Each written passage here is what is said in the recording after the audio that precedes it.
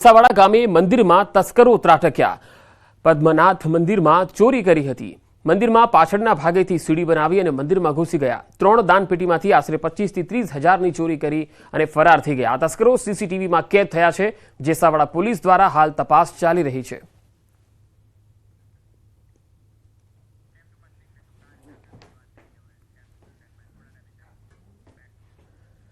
અને હવે વાત કાળઝાળ ગરમીની।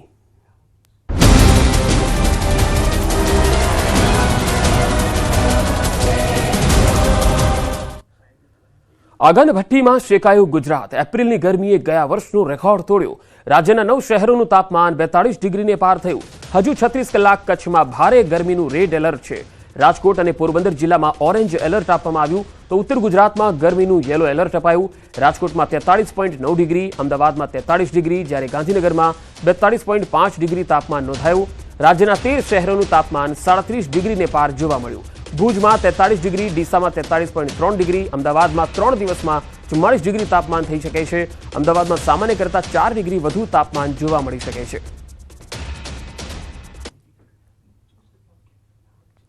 રાજકોટ શહેરનો આજે છે મહત્તમ તાપમાન જે તે 43 ડિગ્રી જેટલું નોંધાયું છે। આજે રાજકોટ શહેરમાં ઓરેન્જ એલર્ટ પણ જાહેર કરવામાં આવ્યું છે। લોકો છે તે ક્યાંક ને ક્યાંક ઘરની બહાર નીકળવાનું ટાળી રહ્યા છે। કેટલાક લોકો નીકળે પણ છે તો તે ઠંડા પીણાનો ઉપયોગ કરી રહ્યા છે। હાલ આપણી સાથે રાજકોટના લોકો છે, આપણે એમની સાથે વાત કરીશું। શું કહેશો, આજે કેવી ગરમી છે? બહુ જ ગરમી છે। એટલી ગરમી છે બહાર નીકળવાનું મન નથી થતું। ઠંડુ પીને થોડીક રાહત મળે છે। અન્ય લોકો છે, આપણે એમની સાથે પણ વાત કરવાનો પ્રયાસ કરીશું। ખાસ ગોગલ્સ પહેર્યા છે, તમે ઠંડા પીણા પણ પી રહ્યા છો। કેવી પરિસ્થિતિ રાજકોટ શહેર? બહુ ખરાબ છે, ગરમી વધારે છે। ગરમી વધારે છે, હા બહુ ગરમ લાગે। ના, અગાઉ નથી પડતી ગરમી, ઘણા ટાઈમ પછી થયું આવું। રાજકોટના લોકો છે તે ક્યાંક ને ક્યાંક જે છે અત્યારે ઠંડા પીણાનો સહારો લઈ રહ્યા છે। તો બીજી તરફ રાજકોટ શહેરના રાજમાર્ગો પણ હું આપને બતાવવા માંગીશ। આ રાજકોટ શહેરનો યાજ્ઞિક રોડ છે। સામાન્ય દિવસોમાં અહીંયા ટ્રાફિક પોલીસે ટ્રાફિક કંટ્રોલ કરવો પડે તેવી સ્થિતિ જોવા મળતી હોય છે, પરંતુ અત્યારે જે છે તે વાહનોની રફતાર ઘટી ગઈ છે। લોકો છે તે ખૂબ જ ઓછા જે છે પ્રમાણમાં નીકળી રહ્યા છે। જે લોકોને ફરજિયાત બહાર નીકળવું પડે હોય તેવા લોકો અત્યારે બહાર નીકળી રહ્યા છે। તો રાજ્યમાં આ ગરમીએ જોર પકડ્યું છે। ખાસ કરીને કચ્છમાં ભારે ગરમી પડી રહી છે। કચ્છમાં આજે ગરમીનું રેડ એલર્ટ આપવામાં આવેલું છે। ભીષણ ગરમીથી કચ્છવાસીઓ પણ ત્રસ્ત થઈ ગયા છે અને રેડ એલર્ટમાં ગરમીનો પારો હાલ તો 43 ડિગ્રીને પાર છે, પરંતુ રેડ એલર્ટમાં ગરમીનો પારો 45 ડિગ્રી સુધી પણ જઈ શકતો હોય છે। એટલે કે 45 ડિગ્રીની જે ગરમી હોય છે એ ખતરનાક સાબિત થઈ શકે છે। એટલે બિનજરૂરી લોકોએ ઘરની બહાર ખાસ બપોરના ટાઈમે ન નીકળવું જોઈએ। કચ્છમાં સતત ગરમીથી લોકો છે તે ત્રાહીમામ પોકારી ઉઠ્યા છે। ત્યારે ફરી પાછી આજે કચ્છમાં હવામાન વિભાગ દ્વારા રેડ એલર્ટ આપવામાં આવ્યું છે। ગઈકાલે તાપમાનની વાત કરવામાં આવે તો ગઈકાલે ભુજનું તાપમાન છે તે 43 ડિગ્રી છે તે નોંધાયું હતું, તો કંડલા એરપોર્ટનું તાપમાન છે તે 45 ડિગ્રી નોંધાયું હતું। ત્યારે આજે ફરી પાછું હવામાન વિભાગે છે તે કચ્છમાં રેડ એલર્ટ આપ્યું છે। ત્યારે હજુ પણ ભારે ગરમીનો લોકોને સામનો કરવો પડશે। આ જે પ્રમાણે આપ દ્રશ્યો જોઈ રહ્યા છો કે આ ભુજના દ્રશ્યો છે છે તે ભાસી રહ્યા છે। ચોક્કસથી આ દ્રશ્યોમાં જે પ્રમાણે આ પ્રસ્તાવો જોઈ રહ્યા છો જે હાલ ગરમીના લીધે જે સુનસાન ભાસી રહ્યા છે, તો ટણકારોનું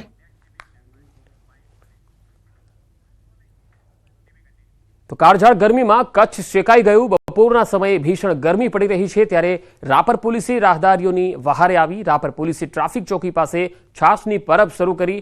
હાલ ધૂમધકતા ઉનાળાની કાળઝાળ ગરમીમાં રાહદારીઓ તથા રાપર તાલુકાના ગ્રામ્ય વિસ્તારોમાંથી આવતા લોકો માટે છાશની પરબ શરૂ કરી છે। લોકોને ગરમીથી રાહત મળે એ માટે ટ્રાફિક પોલીસની ચોકી ખાતે લોકો માટે છાશનું વિતરણ શરૂ કરાયું છે।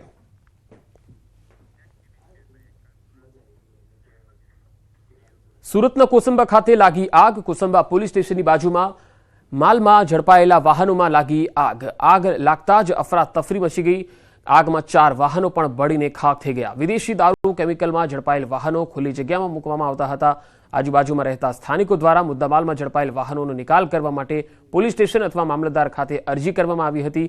નગરપાલિકાના ફાયર વિભાગે ઘટના સ્થળે પહોંચી અને આગ પર કાબુ મેળવી લીધો હતો।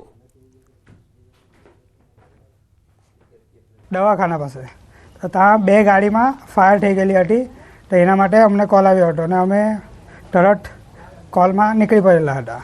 ને આટલે ગાડી પાણી મારીને એને ઠંડુ પાડ્યું હતું.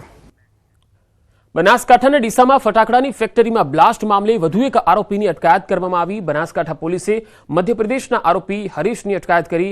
ઇન્દોરથી હરીશ નામના શખ્સની અટકાયત કરી અને ડીસા લાવી પૂછપરછ હાથ ધરી.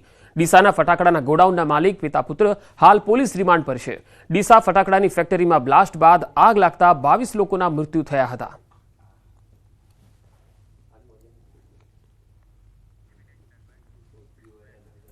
અમદાવાદમાં એસી ગોડાઉનમાં આગ મામલે તપાસનો ધમધમાટ શરૂ થયો છે. એફએસએલની ટીમ ઘટના સ્થળે પહોંચી. એફએસએલની તપાસમાં મોટા ખુલાસા થઈ શકે છે. જીવરાજ પાર્કમાં એસીના ગોડાઉનમાં ભીષણ આગ લાગી ગઈ હતી. ભીષણ આગમાં 2 લોકોના મૃત્યુ થયા હતા.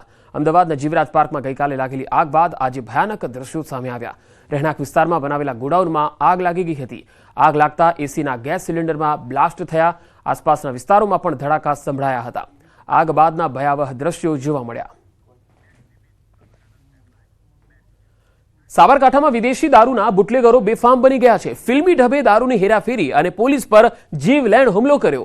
સાબરકાંઠાના વડાલીમાં બુટલેગરો દ્વારા વિદેશી દારૂની હેરાફેરી કરતી વખતે ફિલ્મી ઢબે દહેશત ફેલાવવાનો પ્રયાસ કર્યો. વડાલી પોલીસ સ્ટેશન નજીક બેરિકેડ તોડી આરોપીઓ ફરાર થયા હતા. પોલીસે નાકાબંધી કરી અને તાબડતોબ કાર્યવાહી શરૂ કરી હતી. ફરાર થયા આરોપીઓએ ઇનોવા કાર એએસઆઈ નરસિંહભાઈ પર ચઢાવી દેતા નાની મોટી ઈજા પહોંચી. અન્ય ક્રેટા કાર જે પીછો કરી રહી હતી તેને પણ ટક્કર મારી નુકસાન પહોંચાડ્યું. પોલીસે હાઈવે પર તત્કાલ પીછો કર્યો અને ઇનોવા કારને ખેતરમાં ઘુસાડી હુમલાખોરોને ઝડપી લીધા. આરોપીઓ પાસેથી કુલ 17,22,000 કરતાં વધુ કિંમતનો વિદેશી દારૂનો જથ્થો સહિત ઇનોવા કાર ઝડપી લેવામાં આવી. વડાલી લોકલ પોલીસ સહિત એલસીબીની સંયુક્ત કામગીરીથી સમગ્ર ઓપરેશન સફળ બન્યું. 2 આરોપીઓને ઝડપી અન્ય 4 આરોપીઓ વિરુદ્ધ કાયદેસરની કાર્યવાહી કરી વધુ તપાસ હાથ ધરી. મહેસાણામાં સીલ કરેલો મુદ્દામાલ સગે વગે કરી દેવાયો. વરિયાળીનો જથ્થો સગે વગે કરવામાં આવ્યો.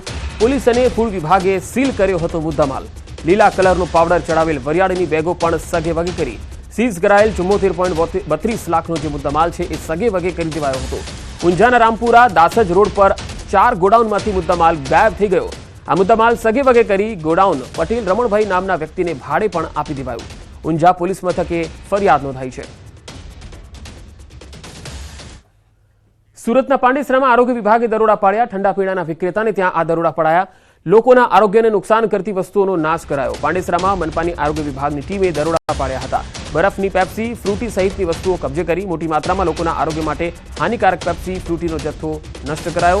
પાંડેસરા, ઉધના, ડિંડોલી સહિતના વિસ્તારોમાં ઝાડા ઉલટી સહિત તાવના જે કેસો વધી રહ્યા હતા તેને પગલે મનપાએ દરોડો પાડી અખાદ્ય 80 કિલો ફ્રૂટ, 1000થી વધુ પેપ્સી, 7 લીટર ફ્રૂટી સહિતના જથ્થાનો નાશ કર્યો હતો. અમે આ વિસ્તારમાં આપણા સ્લમ વિસ્તારો છે, ઉધનાજનના જેટલા સ્લમ વિસ્તારો છે જેમાં રોગચાળાનું પ્રમાણ હમણાં વધી રહ્યું છે, ત્યાં એક ઝુંબેશ હાથ ધરીએ છીએ. તેમાં અમારી એક ટીમ બનાવવામાં આવેલ છે અને ટીમ દ્વારા જે આવા વિસ્તારો છે ત્યાં કોઈ પણ અખાદ્ય વસ્તુ જેવી કે ઠંડા પીણા છે